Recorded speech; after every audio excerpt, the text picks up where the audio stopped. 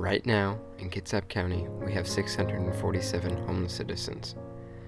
This number has been steadily rising for the past 3 years. Now is the time to ask yourself, how can I help?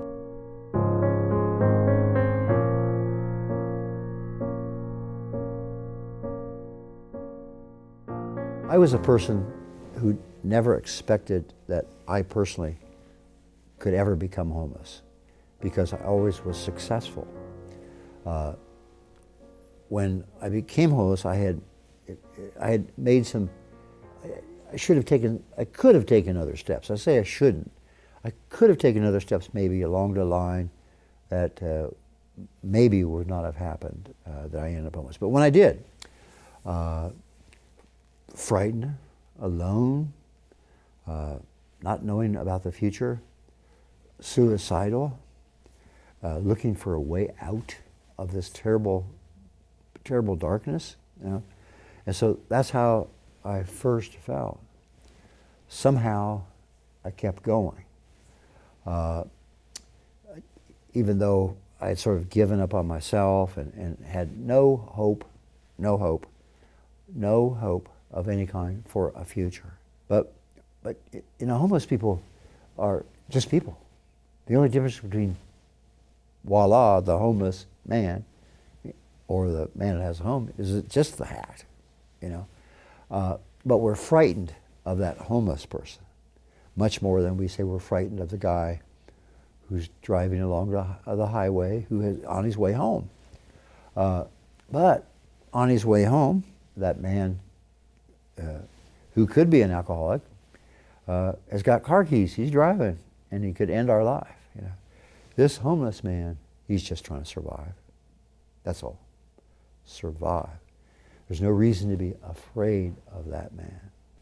The first reaction often for people that when they get into, quote, homelessness is to, quote, shrink away, get away from people.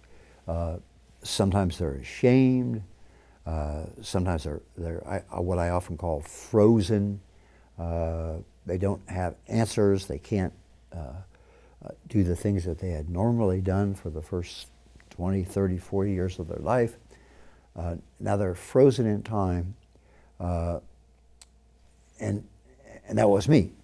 I reached out, first of all, by going to the Salvation Army for breakfast. That was my first time that, and it's much detailed in my book, but it was the first time that I actually looked at homeless people.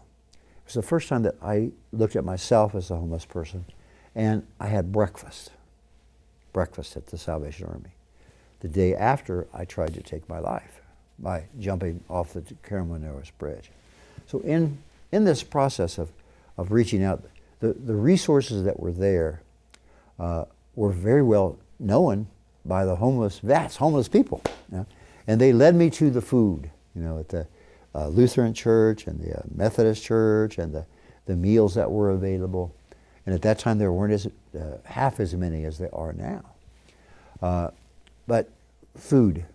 And at those tables, those wonderful tables in those churches where we would eat, I began the process of understanding that those plates of food were also plates of hope. People cared about me enough to make me some food and bring it to me and say, here you are. So food was the first thing. That should never stop. That should always be available because even when we get, quote, the most of our homeless people off the street, because of great community events, it puts in place this wonderful feeling of people caring about others. The issue with a lot of our judgment of people often clouds and darkens our own spirit, the desire to do the things that are deep within us that we want to do. There isn't a person who doesn't want to help a person. It's true. That's my belief. I believe in the good of mankind. Faced with the issue, because of a homeless man or a homeless woman in Pioneer Square or downtown Silverdale or downtown Bremerton that is there and asking you for money, and you're looking at that person, and right away your judgments enter. What is that man going to do with this $1 I give him or $5 I give him? Yes, a person could take that $5 you give them and use that money unwisely for their circumstance. But who knows?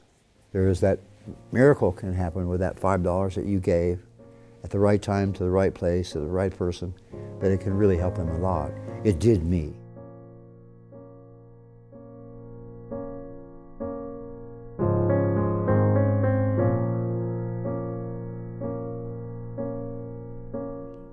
I am really hopeful about the future, and yet it's so sad to think about the numbers of people who are homeless today and the reasons that there is no space. Basically, there just aren't enough places to live that are truly affordable. And the gap gets wider between the salaries or low salaries and even low rents. It's just a very, very difficult situation. So what we need to do is make sure that we have the kinds of homes available and the kinds of self-support systems. And I'm very hopeful because we have so many people in Kitsap County who care about one another, who care about our sense of community. As I said, we are all in this together. I mean, what would happen if 1,000 people tomorrow called the mayor and said, I want to do something about homelessness. I want to help. I want to definitely make a difference in my town. So when I go home at night, I can think of what I've done that's good. What would happen? And it can happen if we care enough. To pick up that cell phone, and say, I want to make my city better. I want to make my county better. I want homeless children off the street. I don't want any homeless children sleeping in my car. What can I do to do that? And it'll happen. It's like a miracle.